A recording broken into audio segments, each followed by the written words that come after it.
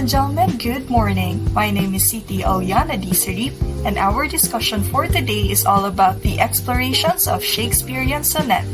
So, for today's discussion, did you know who this guy is? Sorry for the interruption or for the joke that I have made in this particular slide, but lolo mo ba to? Okay, so, this picture is William Shakespeare. William Shakespeare was born in 1564 and died in 1616. He was an English playwright, poet, and actor. He wrote 154 sonnets, 39 plays, and several long poems. His works explores the theme of love, power, time, and human nature. Actually, he is often called as the Bard of Avon, or he is regarded as one of the greatest writers in the history. For the activity that you will submit in the G Classroom, here is the first activity. The title of this activity is Self-Reflect Activity, which is Describe in 14 words. So, what you need to do is for you to describe something or someone you love in exactly 14 words. So, please submit this in the G Classroom after you see this video. Okay, so after doing that activity, just like you found a way to express emotions in 14 words, Shakespeare did so in 14 lines, creating some of the most beautiful poetry ever written. Do you want to know what is a sonnet? What is a Shakespearean sonnet? First, a Shakespearean sonnet is a 14-line poem written in iambic pentameter. Number 2, it follows the rhyme scheme ABAB, CDCD, EFEF, and GG. Number 3, it consists of 3 quatrains, 4 line stanzas, and a final couplet or 2-line stanza. Number 4, common themes include love, beauty, time, and mortality is included in these sonnets. Why are Shakespearean sonnets important? Number 1, they explore deep human emotions and experiences. It doesn't always talk about love. It also expresses human emotions and how he felt about certain things or certain people. Number 2, they showcase the beauty of the English language, because we all know that English language is a worldwide language, or we use it to communicate with other people outside the country. So, in order for William Shakespeare to popularize the English language, he uses the English language in his works. Number 3, they influence later poets and remain widely studied today. Until today, we all know that William Shakespeare is a famous artist and a famous literature writer. Even the century passes by, William Shakespeare's art or William Shakespeare's pieces will never gonna die in this particular era. These are the list of popular Shakespearean sonnet. Number 1, sonnet number 18, entitled Shall I Compare Thee to a Summer's Day? Sonnet number 16, which is entitled Let Me Not, the Marriage of True Minds. Number 3, sonnet number 130, My Mistress' Eyes Are Nothing Like the Sun. And sonnet number 73,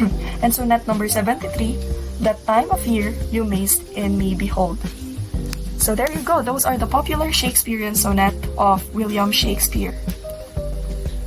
For my annotation, we have sonnet number 18, because this is the most famous sonnet of William Shakespeare. Let's start by reading the first stanza. Shall I compare thee to a summer day, thou art more lovely and more temperate? Raw winds do shake the darling buds of May, and summer's lease hath all too short a date.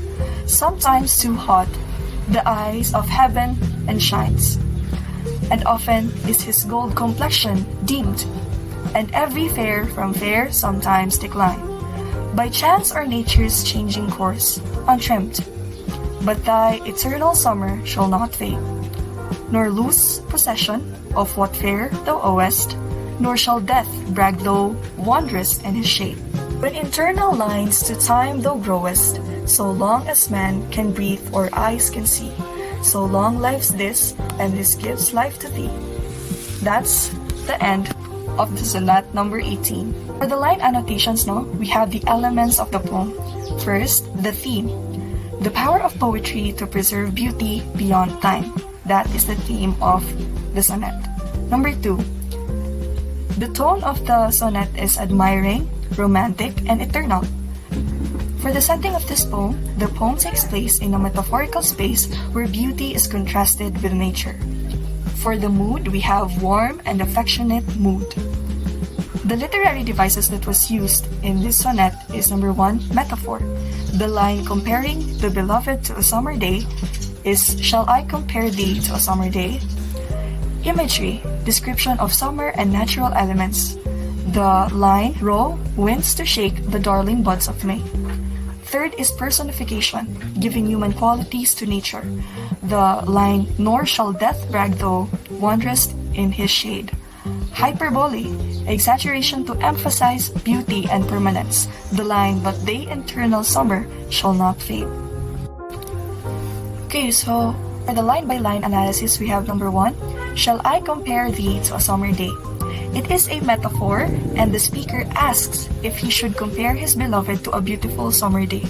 Because of course, his beloved is so beautiful that he can compare his beloved to a summer day. Number 2, "Thou art more lovely and more temperate." The tone is admiring. He is admiring his loved one or someone from his poem. The translation of this is, "The beloved is even more beautiful and balanced than the summer." Number 3, "Row winds do shake the darling buds of May." It is an imagery. Summer can be harsh, unlike the beloved's beauty. Number 4, "And summer lease hath all too short a date." Okay, so the theme here is fleeting nature of time. The translation of this line is, "Summer is temporary, but the beloved one's beauty is everlasting." Number 5 is, "But thy eternal summer shall not fade."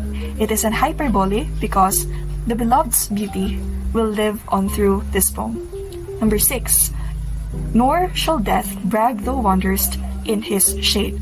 It is a personification because death cannot claim the beloved because poetry immortalizes them. Number 7, "So long as man can breathe or eyes can see." The theme here is immortality of art.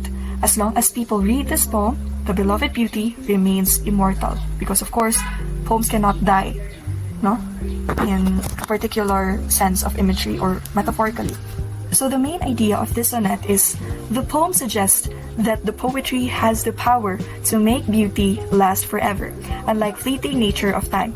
Because again, poem, even if ilang years pa yan ang tumagal, poem will still be there. The pieces of William Shakespeare will never die because it will be preserved by people who loves art of that specific writer. So it means even if years would pass, technology would actually emerge, and everything will change, the lines of that piece or the lines of that poem will never change, and it will still remain as beautiful as it is.